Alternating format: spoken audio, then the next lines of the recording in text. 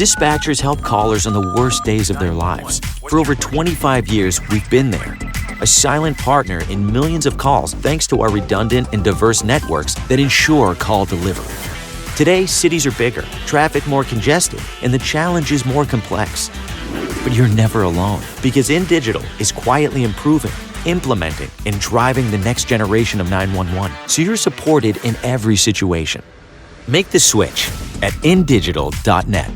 Have you ever met a 911 professional and asked, what's the worst call you've ever taken? Well, here's your answer. I heard your last breath the night you flipped your four-wheeler. I tried to call you the day you committed suicide by driving your car into a tree. Blue face, cold to the touch. I helped you with CPR after you found your infant face down, not breathing. It messed me up. I did everything I could, but it wasn't enough. You were with me from the beginning, Grandma. 27 years later, I took the 911 call when you died. How fitting to be there for me in the beginning, and I was there for you in the end. I miss you, Grandma. I am 911. This is but a glimpse into the world of emergency dispatch. But what is it really like to answer a call during someone's nightmare? What is the impact on the first responder answering the call? Available on Amazon or where you purchase your favorite books and ebooks. Imagine listening. Your worst day is our everyday.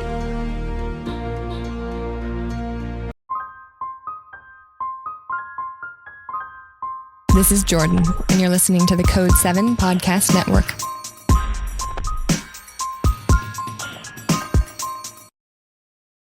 Warning. This episode contains the 3 A's of podcasting: adult content, adult language, and awesomeness. You've been warned. You know, how do I explain that? Hang up with me and call 911 so I can get a ping on your location, and we'll get an interpreter on the phone. Hand the phone to mom. This mom had to hand her child who is dying the phone to call in her own suicide. Attempted suicide. She makes it. Okay. I do want to preface that. But this came really shortly after a really difficult call that I had. About, a suicide that happened, at our PD parking lot. Mm-hmm. He calls me and it just, people sometimes call you to die. Right. And not everybody who calls you wants to be saved.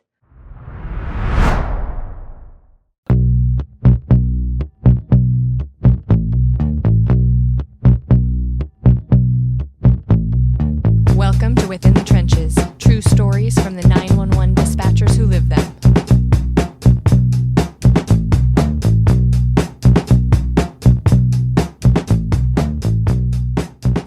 Hey, what's going on? This is Ricardo with the Code 7 Podcast Network, and this episode is sponsored by, by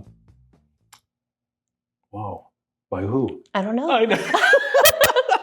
This is going to stay in there because I have said stuff so many times for it to just blur out of my head. Wow. You're telling me tomato. I know. Keep it. I know. This is why I love doing this as well, because it's so much fun, and we don't ever know what is going to happen when we're recording. So I'm going to make sure to keep this in there. But this episode is sponsored by InDigital, leader next-gen core services, and this is Within the Trenches, true stories for the 911 dispatchers who live them. Big shout-out to subscribers, as always. Thank you so very much. I wouldn't be able to do what I do if it wasn't for all of you, but especially all of you who are watching, listening, supporting, and sharing. So thank you for all of that. I am in Texas this week, and I am here out at NWECC, and I'm recording episodes, but tomorrow I will be also teaching the communications course that I do, Keep Broadcasting Your Message. And then the following week, by the time this comes out, all of this will have already been done. But I will be in California, and that'll be out in Long Beach for the National NENA Conference. So a lot of episodes, powerful episodes, stories coming up. Make sure to tune in for all of that. But I am here with my next guest, and her name is Sydney, and she is a 911 professional with NWECC here out of Texas. Hi. So how is everything going? Oh, it's pretty good. It's Monday here, and it it's going as good as Mondays go. This is very true. Yeah, there's a reason that Garfield doesn't like Mondays, but yeah, hopefully everything stays awesome. And it's actually your Friday today, right? Yes, thank you. Yes. So do you have every other weekend off then? Yes, I do have every other weekend off. This week is my heavy week, so I just worked all weekend, Saturday, Sunday, today. I'll be off tomorrow, and then I work Wednesday, Thursday, Friday, but then I'll be off Saturday, Sunday, Monday, and only work Tuesday and Wednesday, and I'll be off Thursday and Friday. Nice. If the stars align. So no call-ins, hopefully. Align, please. Oh, I need it. It's summer. I'm trying to go do summer stuff. So That's true. yeah, and I need the sun. The dark box has got my color this year. Oh man, being in Texas though, you talk about the summertime. I mean, how hot does it actually get here? I'm out of Indiana, so it doesn't always get super hot. I mean, sometimes we hit 95, and it's a different heat. It is. But I've been in Texas in August. I've been in Vegas in August. Oh, and I've heard that's different heat. Yeah. It's death. Yeah. What is it like here? So, I mean, it's pretty average, deep summer to be every single day to be triple digits. I mean, I think the hottest I would say that I've ever experienced probably like 111, 112. I mean, thank God they don't happen often. Depending on who you ask and where you are in Texas, but at least up here, that's not super, super common. But triple digits, easy, every single day. I mean, people are crazy and they plan stuff around it or plan things through it and not around it. And I don't like those people. I don't want to hang out with you. Not outside, at least. Do you ever feel as though the heat plays a factor in some of the calls that you take? 100%. I mean, between natural discourse that happens between families and relationships. I mean, a simple honey, do the dishes turns into, I mean, if your AC is broken, I'm automatically probably going to put an alert on your house. I mean, somebody needs to be patrolling closely because it turns domestic really quickly. Or for sure, yeah. A lot of naked people. A lot of people tend to take their clothes off in public, and that's always interesting. I really would say it affects it quite a bit. Wow. I can only imagine. And even more so thinking back, 5 years ago during the pandemic, everybody getting cabin fever, but because it was like way more hot and everything else, like just all of that combined, I can just imagine the types of calls that were coming in. But before we get into a lot of these different calls and everything, how did you start in public safety to begin with? Because you're going on 3 years now, right? Yes. I always had a servant's heart. Like I always wanted to do something at least for the community. I didn't necessarily think I was going to change the world or anything, but I knew that my heart always lied in like community and service and, bettering myself so I could better my people, my community. And I thought that was going to be through nursing. My whole family's in the medical field. Both my parents are nurses. My father actually served in the Air Force. My papa was a doctor, also veteran as well. And I was pretty aimless in early 20s. I was going to school, hopefully to go become a nurse, and I was a CNA while I was doing that. And something shifted for me. And I was like, I know I'm supposed to be helping, but I don't think it's this. And I did. I applied. I was like, they're never going to hire me. I have no experience. I've only been, customer service and a CNA. I mean, which is like a hospitality aid, or it's a lot much more than that. Anybody who's a CNA, God bless you. I know your struggle, but it's it was just not for me anymore. And I sent out application. I'm like, I've never been in trouble. The worst they could do is say no. And then they called me. And that's when I was just like, oh, well, I'll see how this process goes, and they'll tell me no later. And that process is so long and drawn out. And then I'm like, and when they offered me the conditional, I was like, no way you're for real right now. I have such minimal typing skills. They're like, well, we can teach you typing. We can make you fast. I'm like, okay, all right, let's do this. And I think I was as prepared as any other dispatcher could be prepared. Nobody, and so not at all. Nobody ever really, they try to tell you the nitty gritty of it. Yeah. You just have to live it. And so I went from a CNA for several years to becoming a dispatcher. And I'm the first one of my family. And I didn't even have friends who were dispatchers. So, I mean, it was a new experience. Oh, so yeah. You came in green. So green. I barely knew the law. I knew not to break it, but There you go. Yep.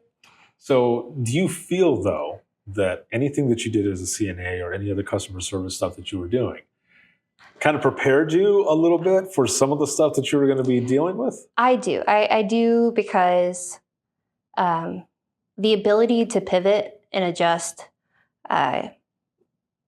what you're doing, and in a moment's notice, just the situation can change at any time, but also has a lot of routine things that just need to get done every single day, no matter what. Hard day, soft day, doesn't matter.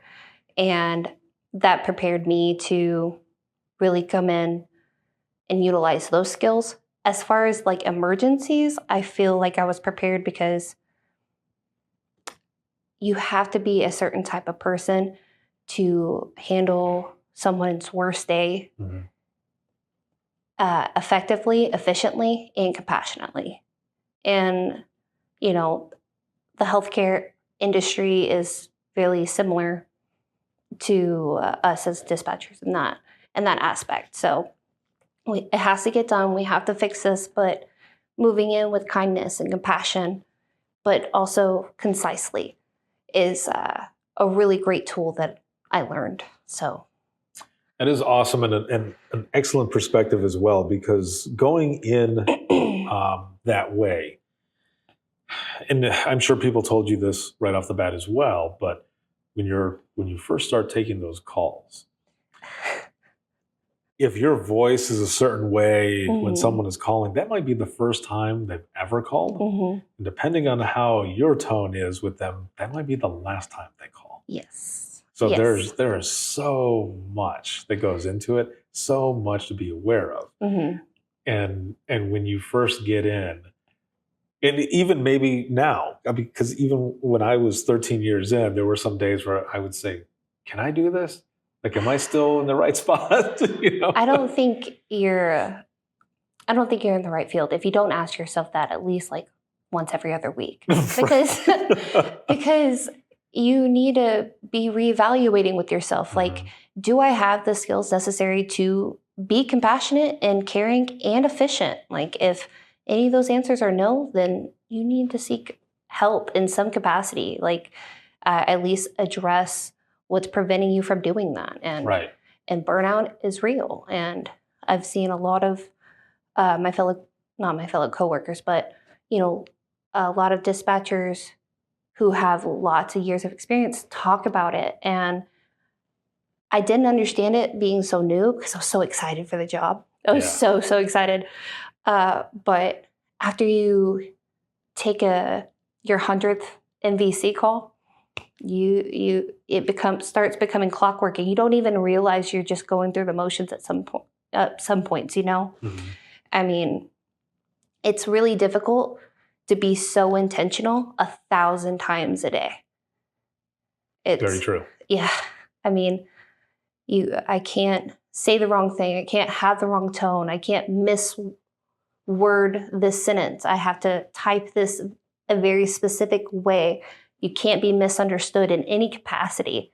I mean, intention is so exhausting sometimes. Right. And words matter. Words matter. Yeah. Words matter. You might say something and then afterwards think, I shouldn't have said it that way, especially because of why they were calling. Yes. To begin with. Dark humor sometimes right, yes. is not your friend. Right, exactly. You know, I'm just going to go ahead and say it because I know it's happened to some people that I know, but someone calling in and immediately you want them to hang in there and you're like, those were the wrong words. Yeah. Like hold on. Like, how about that instead? Just hold on with me, not calm down. No, don't do that. Right. Take a deep breath with me. Okay. Yes.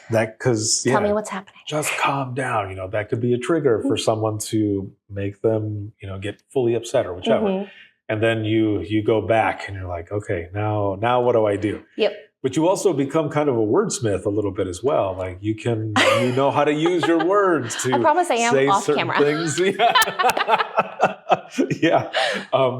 So looking back, you find out that you're going to get the position. Did you get a chance to do a sit-along to see what it was like? Or are you just walking in and seeing everything for the first time on like day one? I saw everything day one. I mean, my specific process was actually relatively short. There's a real staffing crisis. As you know, like just turnover rate's really high. I mean, like you either have people who stay for 20 plus years or some people who are done within the first 3 months are not even getting released, you know, out of training. And my first agency was experiencing a lot of people retiring or moving on to other opportunities in their life. And so they needed somebody in and out of training very quickly. I did my PHS, I did my mental, my physical, and my oral board almost all in the same week. I mean, if not just like a week apart, which is almost unheard of. I mean, and they're like, oh, we're flying through your background. I mean, all my socials or lack thereof, which thank God I didn't have such a huge digital footprint. My teen years, I was actually semi-responsible, I suppose. So, and no criminal history to speak of. So I was able to be put in pretty quickly. So our first day, it was like a short day, and I started that was the first day of training, but I guess it was kind of like a sit-in, but I was technically an employee at that point. Yeah. And not much happened. So I was like, okay, I can answer a phone. I can click the radio thingy. Yeah. Once I figure that out. And so I very much had delusion. I knew it was going to be hard. I love the way you put it. You had delusion. Because it's just like having someone come in to sit with you who wants to see what it's like, and then nothing happens. And they think like that. It's like, oh, well, I could do this. Yeah, that seems easy. You guys are just chilling here. And you're the like, dispatch gods keep it that way. They lure you into a false sense of security, and then they throw you to the sharks, okay? You sink or you swim. Sometimes it does happen that way, yeah. Do you remember feeling like when you walk in, just to paint a picture for everyone who's watching and listening, what are you seeing? Like, are you seeing several people working on the floor, or is it just one or two? And are there like several monitors, a couple of keyboards? Oh, yes. Are they eating all at the same time? What did you see? But also, how did you feel when you were seeing all of this? Was it overwhelming at all? Absolutely overwhelming. In fact, that would be the word that I used.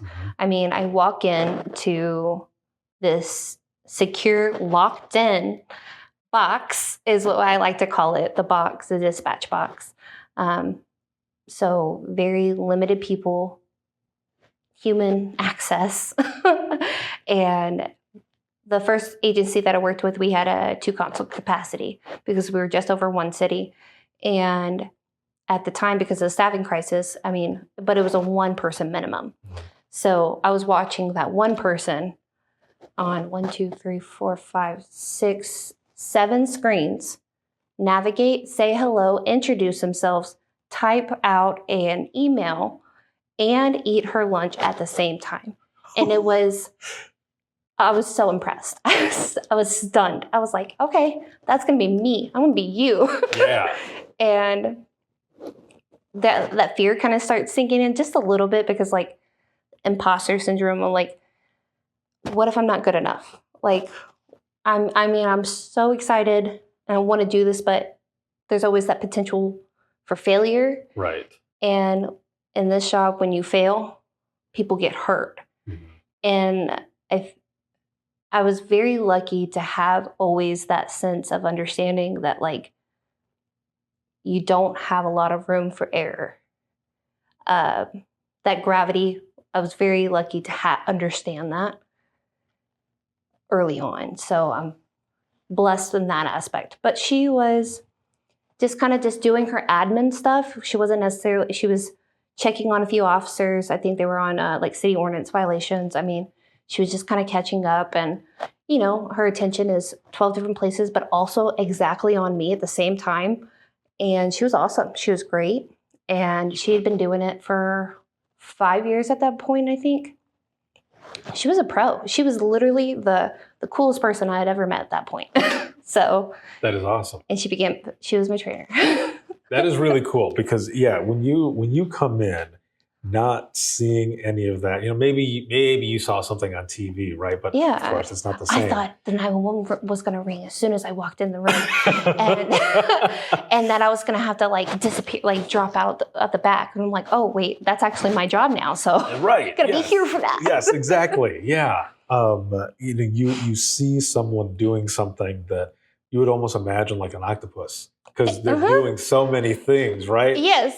But that's all it is. It's them doing and doing and doing. And yeah, you have that moment where you're thinking, one, I want to be like them, but also, how long is that going to take? Exactly. You know? Watching her type, which was my biggest insecurity at the time. Yeah. Because I told myself, Sydney, you can do hard things. Mm-hmm. I can do anything I set my mind to, even if they're hard.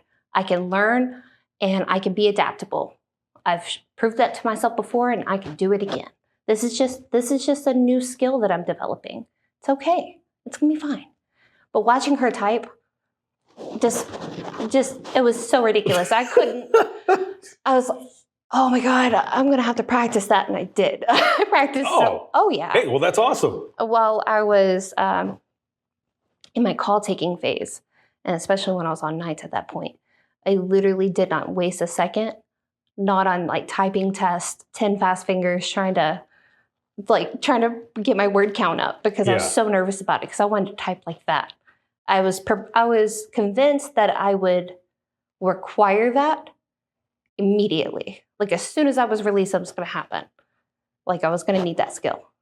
I wasn't necessarily wrong, but hey, I love that you put in that effort.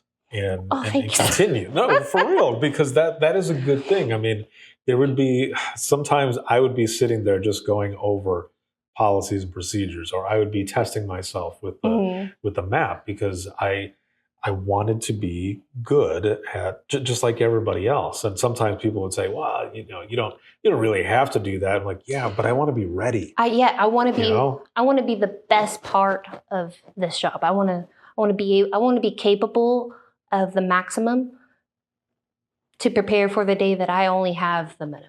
Right. I'm like, I don't know. I mean, exactly. No, you're right. One of my trainers also typed like this. Oh, the tried and true hunt and peck. He was quick with it. I will say that. He was as fast as my first trainer like this as he was like this. He told me, he's like, you want to, he knew I was very nervous about the typing speed and everything like that. Yeah. He didn't understand it because he typed like that. He's like, be a better note taker. And he's like, be more concise in your CAD notes. Learn to abbreviate. I'm like, okay, so that's another skill. All right, let's do that. Right, yes. Yeah, there's a lot of abbreviations when you're typing in the narrative. Mm-hmm. Like for us in RAT would be ENR. Yep. You know, and so you would just cut things down. But I noticed sometimes I've been out of dispatch since 2013. And sometimes I will text people like that. Yes. Oh, I do it all Yeah. the time. It's so bad. And they're not people that are in public safety. And they're like, I don't know what you're saying. I'm like, oh, Yep. this isn't a person that would know. Like, Yep. okay, my bad. But, a lot of that stuff stays with you. Yes, and we vertical dispatched at that time. So meaning that we took our own calls and dispatched them at the same time. So it doesn't matter if I didn't understand my notes. I know I heard what I heard. Right. Okay, like that typo, meh.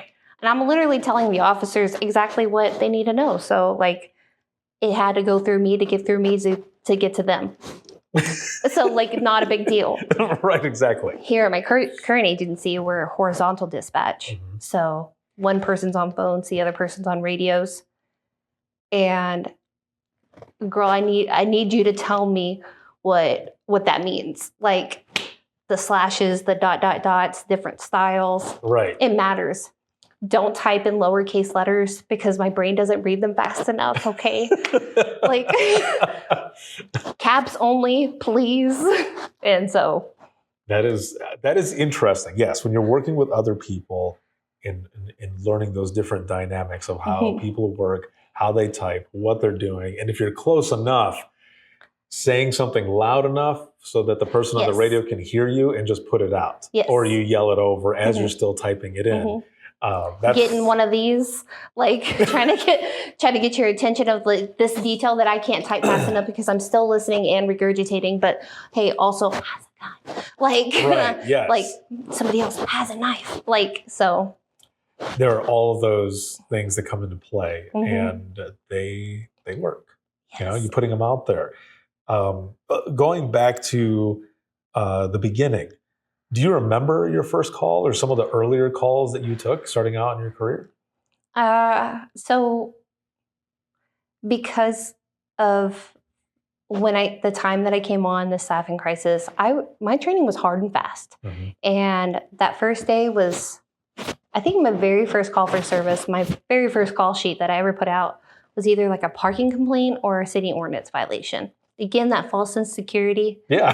That quickly dried up very, very quickly. Yeah. And I was so proud. I felt so a part of the bubble, but also like there's always that like feeling of like earning your spot, earning your place, like who's the new person? Like, I mean, I've never done anything but police dispatch as far as dispatching goes. And so, I don't have any relationship with the officers. They don't know me from Adam. I mean, and I'm expected to give them important, crucial details that are going to, give them their safety and prepare them on the way to their call. I had none of those thoughts in my head when I took that Sydney ordinance violation. But I was so proud of it. But it was quickly dissolved because by the time I remember finishing my first day, I remember making it all the way out to my car, dry-eyed. But as soon as I started driving home, just bawling, just crying because it was just one of those days, a random Tuesday. And nobody liked each other. Everybody wanted to fight and everybody had a weapon. And, people were driving people off the road and then wrecking with them and then getting out of their car and fighting each other. Like, jeez.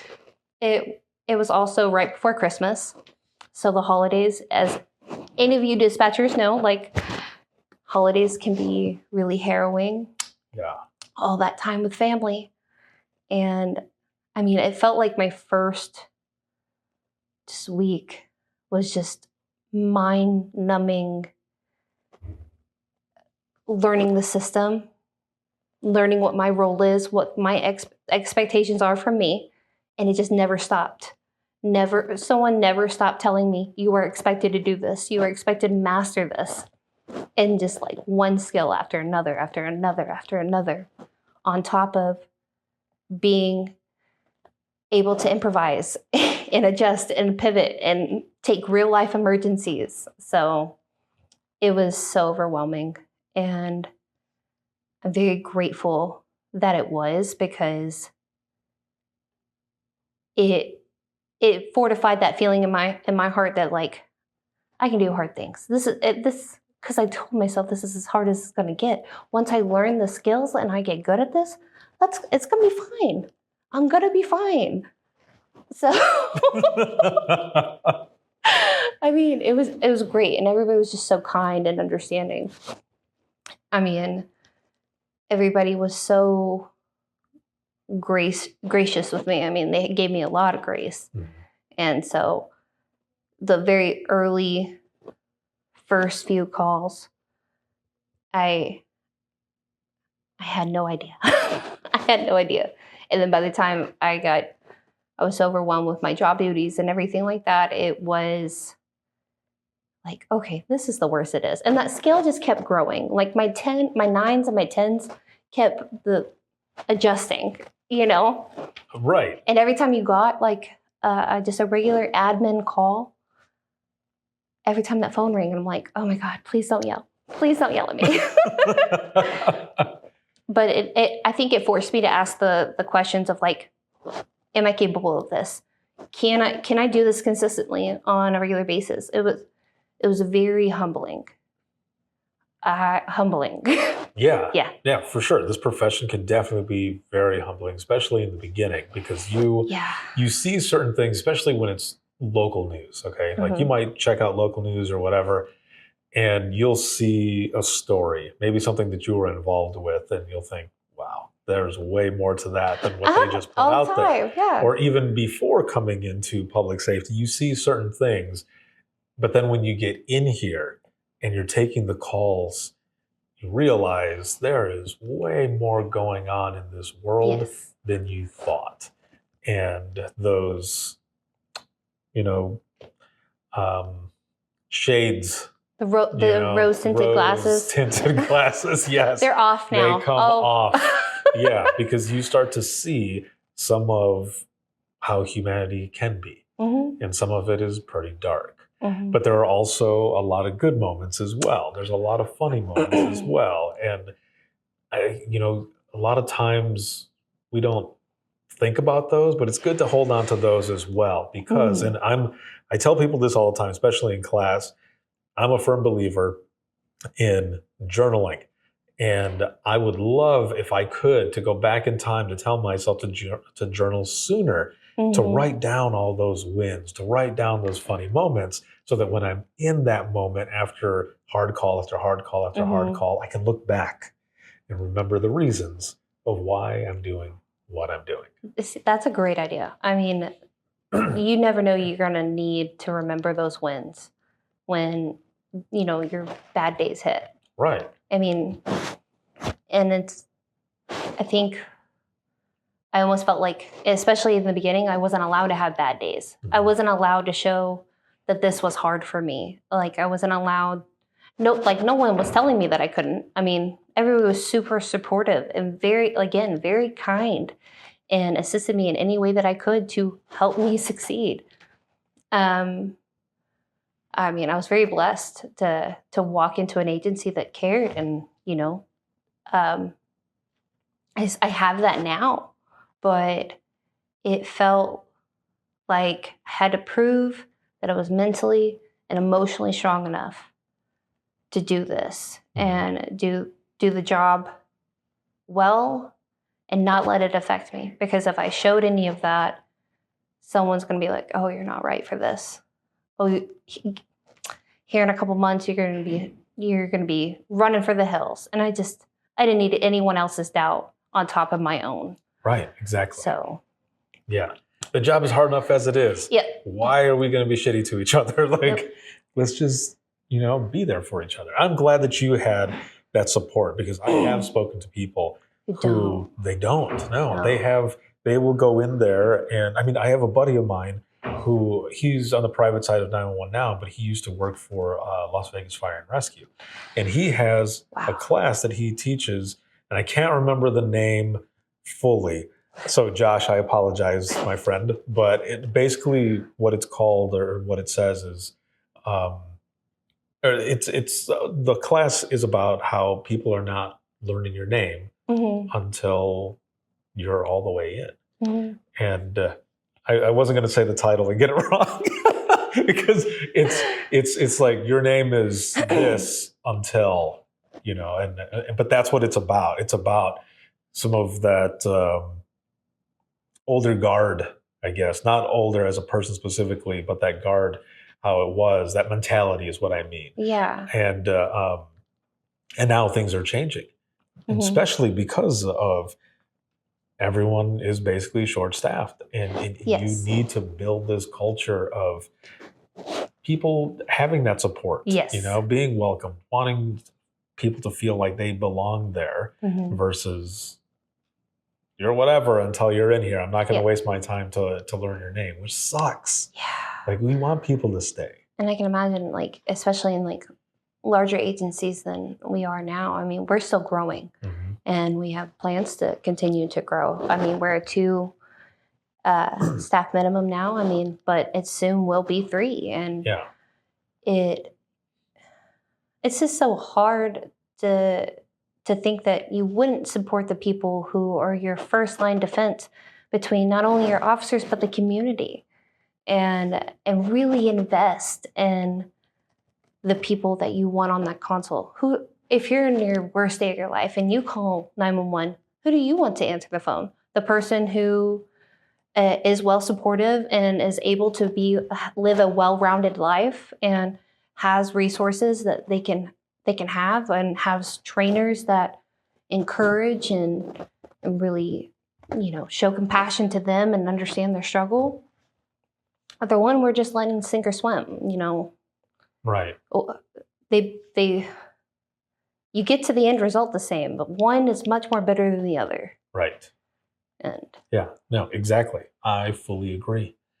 So you're going on 3 years, and a lot can happen in that time. I'm still a baby dispatcher. Okay. Yeah. Okay. I'm brand new. Well, I will say, a lot of people say that between the 2 and 3 year mark is kind of the sweet spot for where people feel that they're dialed in. Yes. In the beginning, like, you can learn all of the policies and procedures, you can learn all this other stuff, but you feel really like dialed in. That confidence around that time is really settling. And like, I feel it. Yes, absolutely. Like, I don't care if it's a radio or phone day. I have both. Right. Yeah, exactly. Yeah. You're ready for whatever is going to come at you. So with that said, and as long as you feel comfortable, up until this point, are there any calls that you've taken that just kind of stick with you? Yes. I mean, we all do. I think the ones that stick with me the most have come in, especially with my first year of dispatching, where I'm still finding the feet underneath me. And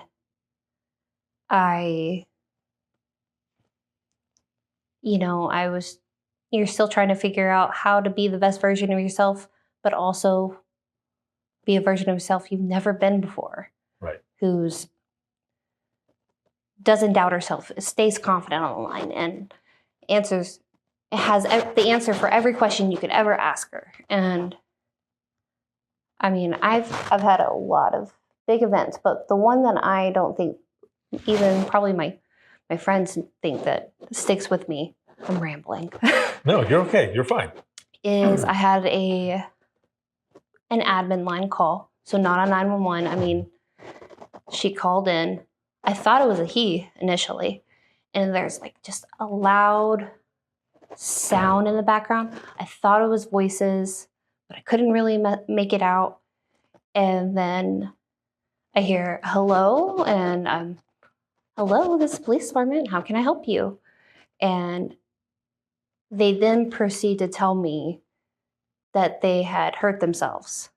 They had cut themselves intentionally, and they're hurt very, very badly.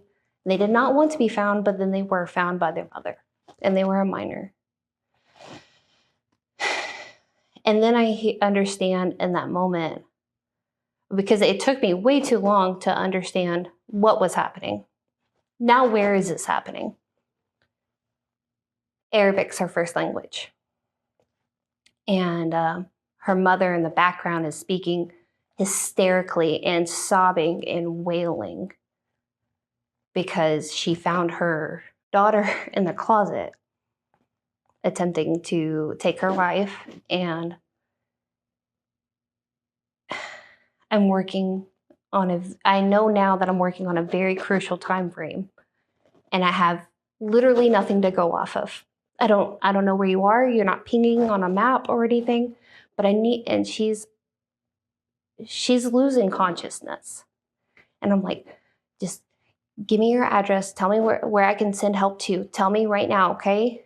And as she comes to again, she tells me her address, and I'm just praying that I heard her correct through the accent, through the tears, because she's also crying.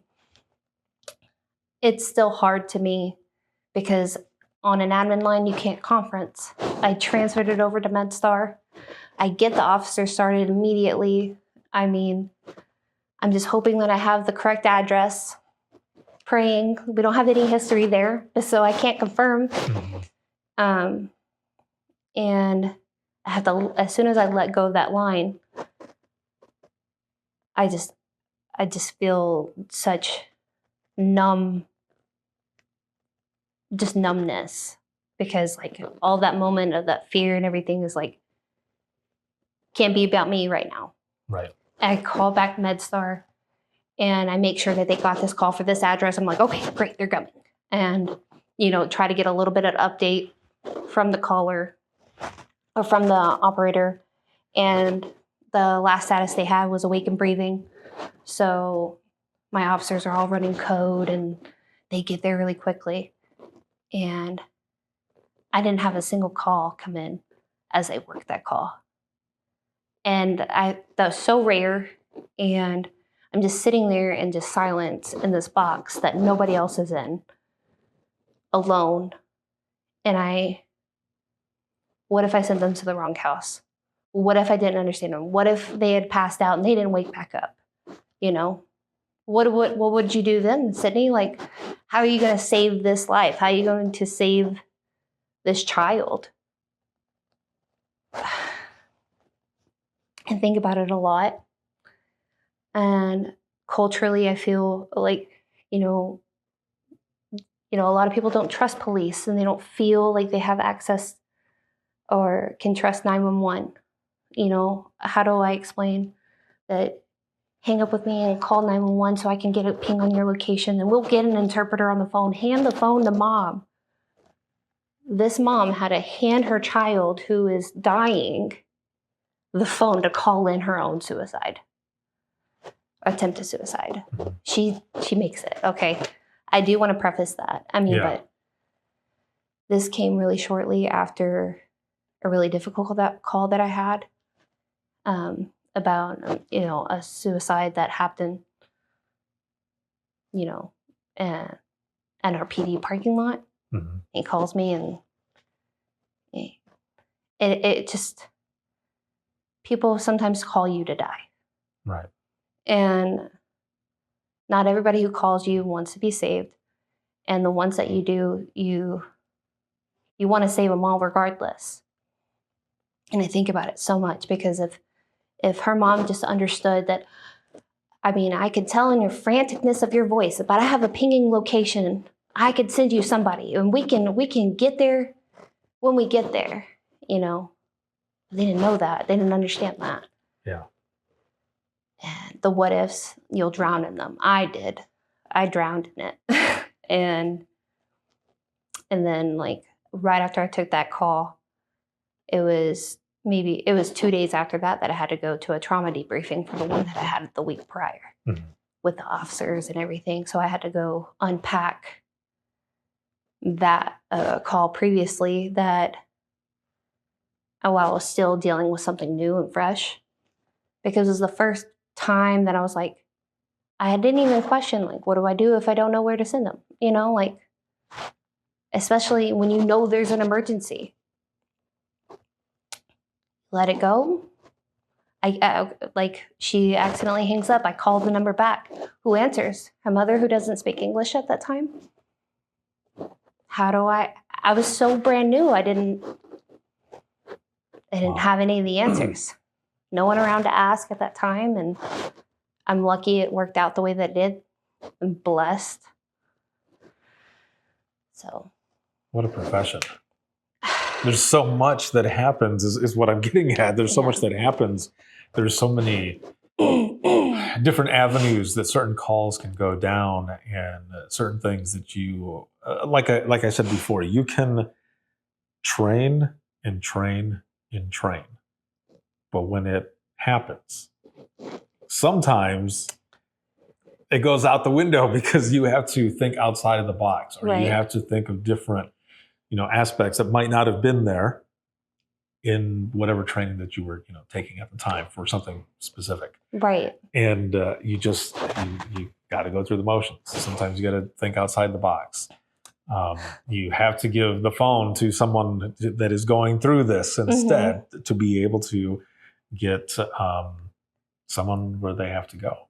And it's a lot of pressure. Nobody tells you how it had critical, just everybody tells you got to be quick. Every second matters, but when the other person on the other line is literally seconds away from being in this world and then not, right? It felt like years between understanding what was happening and getting that address and then transferring.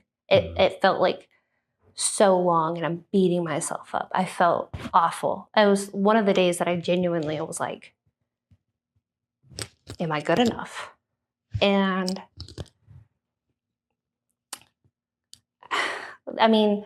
the calls that remind me of that, when I'm not able to get an address or confirm an address, that tiny little feeling just kind of want to creep in. I don't know what she looks like. I don't even know her name. I know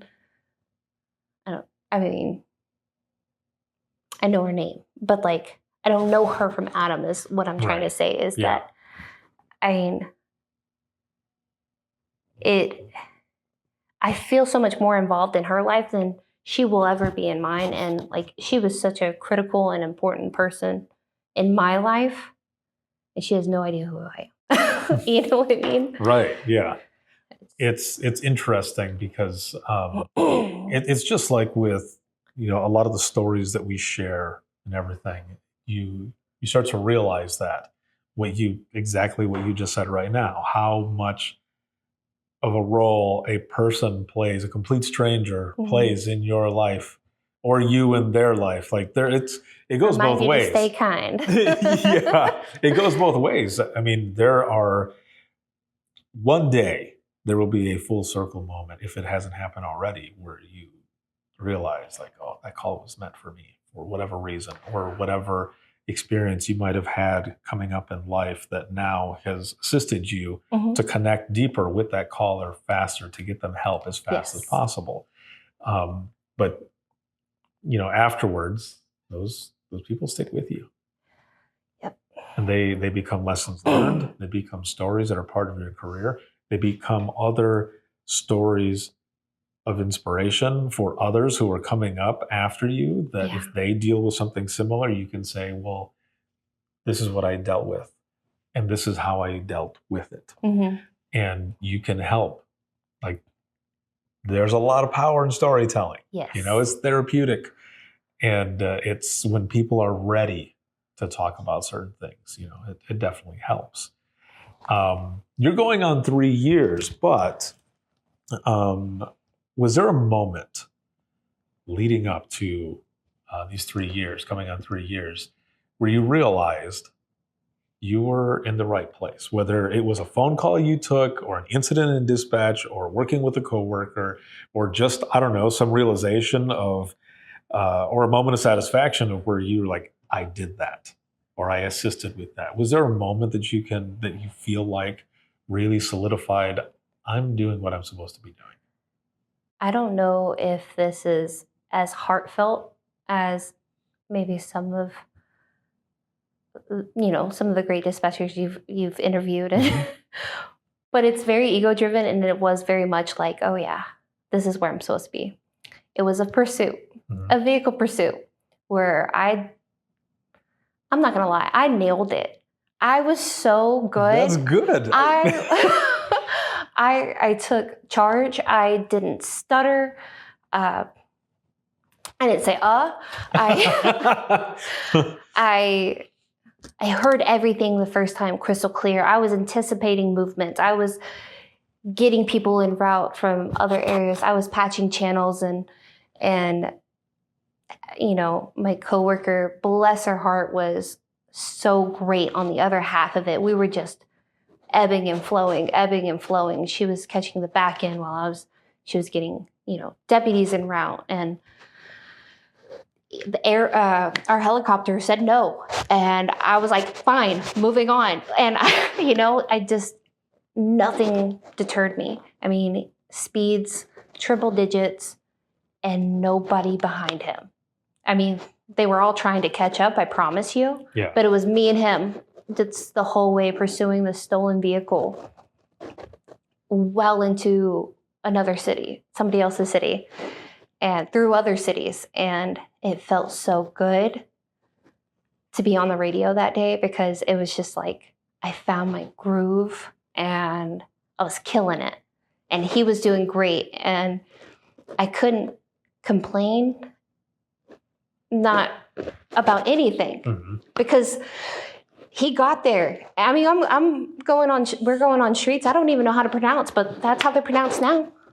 I'm not questioning it. I was like, yeah, they're there. And other officers are like, where are you? I'm like, last location, this way, going this way on this road. And it felt so good.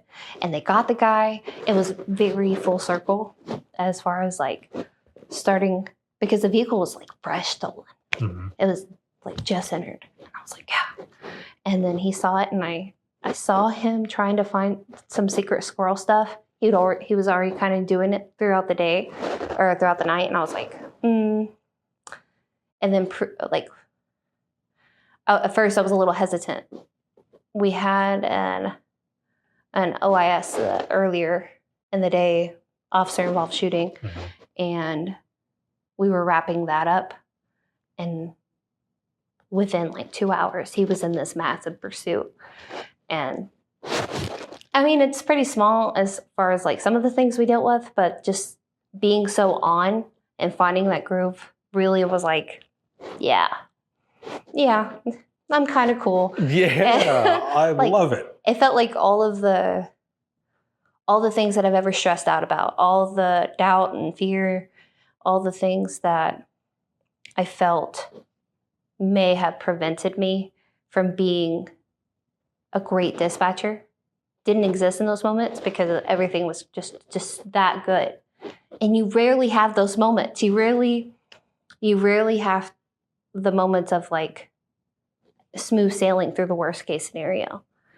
I mean, typically if it's a worst case scenario, it's a worst case scenario for a reason, and everybody's getting some kind of stick of it. Right. So that was mine, and it was awesome. Hell yes. And it, just wrecked out in a pasture and BFE, and I've never heard of county road, blah, blah, blah, blah, blah. And so... It was like Bob's Road. It's just some road. Lots of numbers. If you're from Texas, you understand. It's lots of numbers. This is a good thing, though. You mentioned it's kind of ego-driven, in the beginning, but that I see that as we are allowed to be satisfied in the work that we do. It is okay to really bring that in and be like, hell yes, I just rocked that. Or if you're with the team, hell yes, we just rocked that. Like, we did this. Like, it's okay. And I think sometimes we're a little too humble on some of the things that we do, and we don't, because like a lot of people say all the time, and I was the same way, I don't need to thank you, I was just doing my job or whatever. But some of the stuff that we deal with, right, a thank you is okay. It is welcomed. And because a lot of times there isn't a thank you. So let's take it when it's there and be happy and hold your head up high, because there's not a lot of people who can do this. About a year or so ago, I had someone on who told me that only 2 to 4% of the American population can be in this profession. I believe that. I believe that. I very much believe that every person has the capability to learn how to do this job, but that does not mean that every single person is meant for this job. Right. And that's not even a negative thing. I mean, I can learn math. I know 2 + 2 = 4, but I can't be a physicist or a mathematician,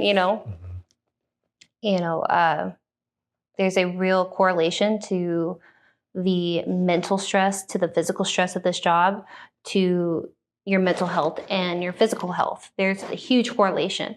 Right. And it's awful, to be honest.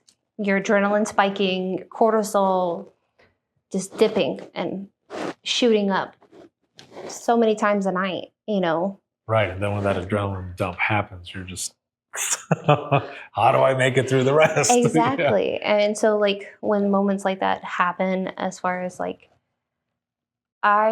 hands weren't shaking, I was calm. I swear, I was so honed in. It was the best moment of my life. I even knew it was the best moment. Maybe not of my life. Forgive me, husband, if you watch this. But, I knew that I was doing great as I was doing great.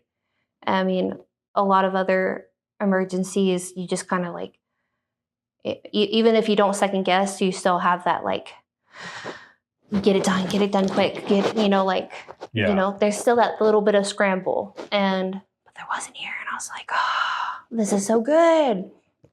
And I remember messaging the officer. I was like, heck yeah, buddy. You did so great, because he was clear, he was concise. I mean, and even when I could tell in his voice that when he realized how far away his backs were and that he was going into really uncharted territory, going really, really, really fast. Yeah. And I heard the nervousness in his voice. The calmer that I was, the better his voice got, and I knew it. And I was like, we're fine, buddy. We're going to be great. Okay. That is amazing. And he was like, yeah, we got it. I thought he was going to run a lot further. I was like, no, that pursuit was almost 20 minutes. We're happy he didn't. Yeah. So that is awesome. I'm glad that you mentioned that, because it's okay for us to be happy about what we do, why we do it, especially performances like that. I mean, hold on to those. Those are ones you can go back to. It's going in the win side of the journal. Hell yes. I love that. Yes. It has been awesome to have you on and chat with you. I've got one last question for you as we go into the wrap up of this. Yeah. Going on your 3 years and thinking back, reflecting on everything that you've gone through in this career so far, if you could go back in time 3 years ago to talk to yourself about this profession, to give yourself some advice or something. And also, this isn't to change anything, because there's a lot of things that we go through that bring us to where we are at today. Lessons learned, sometimes hard lessons, big lessons, whichever. But if you could go back in time to talk to yourself, what would you tell yourself?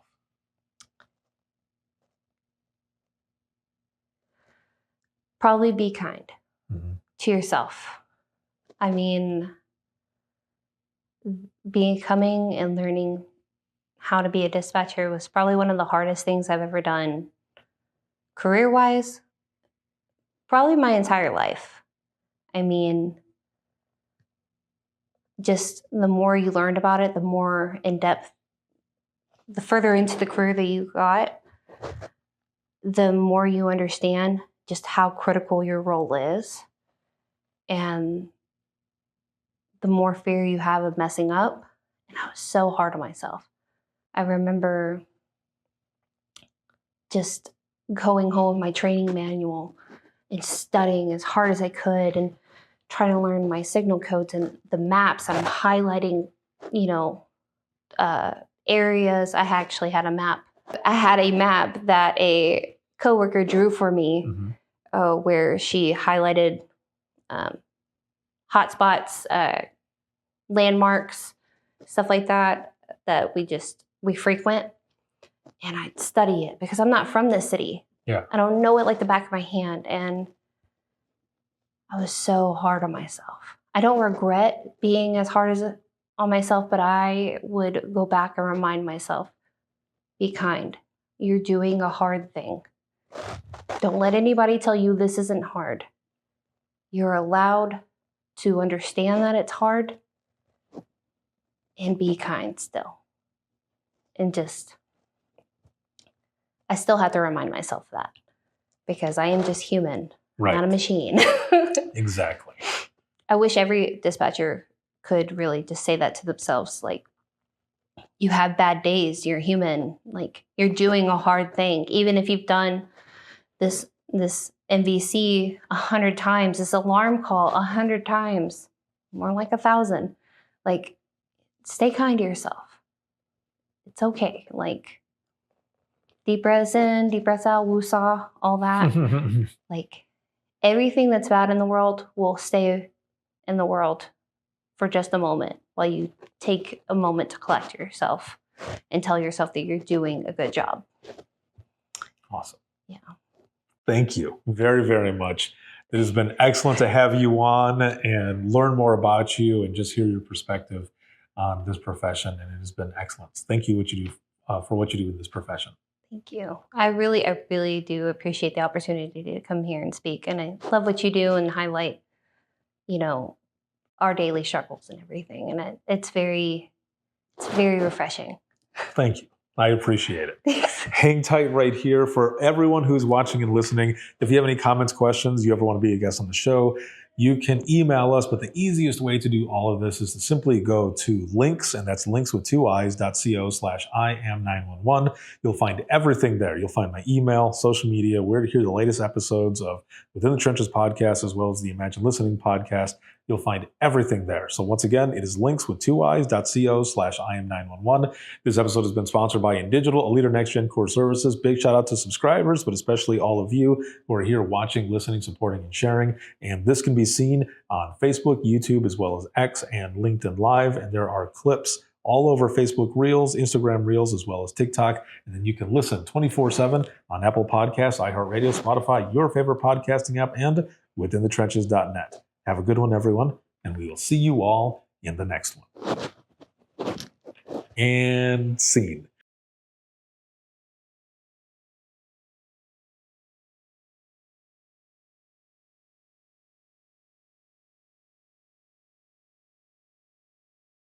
Imagine listening to someone's worst day every single day. Imagine listening as someone experiences life through their worst nightmare to the miracle of birth or a life saved. I'm Ricardo Martinez, a former 911 dispatcher, and for years, I've been recording the voices of a hidden world, ours. I've provided a space for 911 dispatchers to share their powerful stories. It started as a peer support session and continues. Dispatchers sitting together, sharing out loud, or writing down what they couldn't say. Some stories will grip you. Stories of heartbreak, resilience, and calls that haunt us long after the line goes quiet. But Imagine Listening is more than heavy emotion. It's about healing. It's about laughing through the chaos, lifting each other up, and reminding the world that dispatchers are human too. The lighthearted will balance the heavy. Experience the power of storytelling, a podcast for the thin gold line and those who want to understand it. This is Imagine Listening. Your worst day is our everyday. Subscribe now wherever you listen to your favorite podcasts.